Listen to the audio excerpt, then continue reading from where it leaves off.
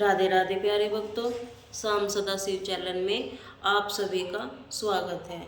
आज हम आपके लिए लेकर आए हैं मंगलवार व्रत कथा। आइए सुनते हैं। एक ब्राह्मण दंपति से कोई संतान न हुई थी, जिसके कारण पति पत्नी दुखी थे। वह ब्राह्मण हनुमान जी की पूजा हेतु वन में चला गया। वह पूजा के साथ महावीर जी से एक पुत्र की कामना प्रकट किया करता था। घर पर उसकी पत्नी मंगलवार का व्रत पुत्र की प्राप्ति के लिए किया करती थी। मंगल के दिन व्रत का भोजन बनाकर हनुमान जी को भोग लगाने के बाद स्वयं भोजन ग्रहण करती थी। एक बार कोई व्रत आ गया, जिसके कारण ब्रह्माणी भोजन न बना सकी। तब हनुमान जी का भोग भी नहीं लगाया।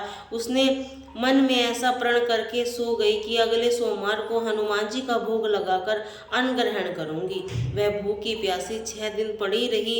मंगलवार के दिन उसे मूर्छा आ गई।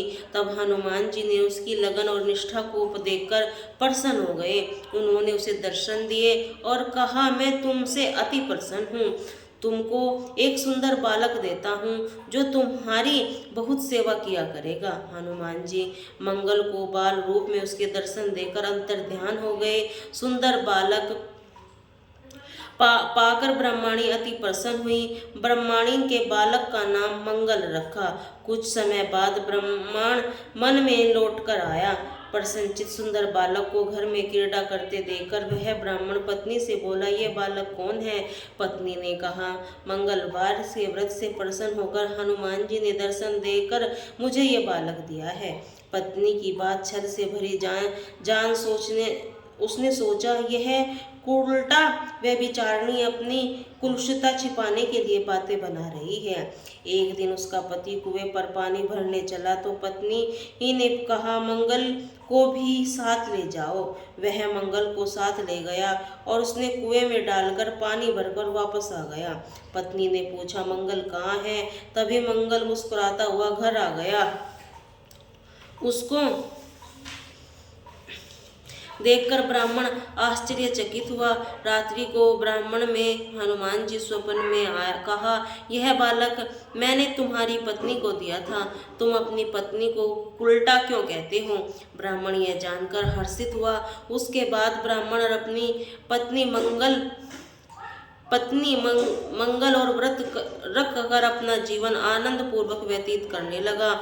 जो मनुष्य मंगलवार व्रत कथा पढ़ता या सुनता है, उसके नियम व्रत धारण करता है, हनुमान जी की कृपा से उसके सब कष्ट दूर होकर सुख समृद्धि प्राप्त होती है। मंगलवार और मांगलिकता एक गुड़िया थी। वह मंगल देवता को अपना इष्ट देवता मानकर सदैव मंगल का व्रत रखती। मंगल देव पूजन किया करती थी। उसके पुत्र का जन्म भी मंगलवार को हुआ था। इसी कारण से इसे मांग लिया के नाम से पुकारा करती थी। मंगलवार के दिन वह न तो घर लीपती थी, न ही पृथ्वी को खोदा करती थी। एक दिन मंगल देवता उसकी श्रद्धा की परीक्षा लेने के लिए उसके घर में साधु का रूप धारण कर आए। द्वार पर आकर आवाज दी। बुढ़िया ने कहा, महाराज क्या आज्ञा है? साधु कहने लगा, बहुत भूख लगी है, मुझे भोजन बनाना है। इससे लिए तू थोड़ी सी पृथ्वी लीप दे, जो तेरा पुण्य होगा। यह सुनकर बुढ़िया बोली, महाराज आज तो मैं मंगलवार की व्रती हूँ, इसीलिए मैं चौका नहीं लगा सकती। आप कहो तो जल का छिड़काव कर दूं, उस पर भोजन बना ले। साधु बोला, मैं गोबर से लिपे हुए चौके का ही खाना बनाता हूँ। बुढ़िया ने कहा, पृथ्वी खोदने के सिवाय कोई सेवा हो तो सब कुछ करने के लिए तैयार हूँ।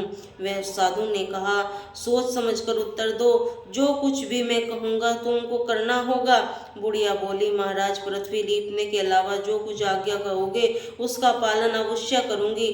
बुढ़िया ने ऐसा 3 बार बोलकर वचन दे दिया। तब साधु कहने लगा, तू अपने लड़के को बुलाकर औंधा लिटाकर उसकी पीठ पर भोजन बनाऊंगा। साधु की बात सुनकर बुढ़िया चुप हो गई। तब साधु ने कहा, बुला अपने लड़के को, अब सोच विचार क्यों करती है? बुढ़िया मंगलिया कहकर पुकारने लगी। थोड़ी देर बाद लड़का आ गया।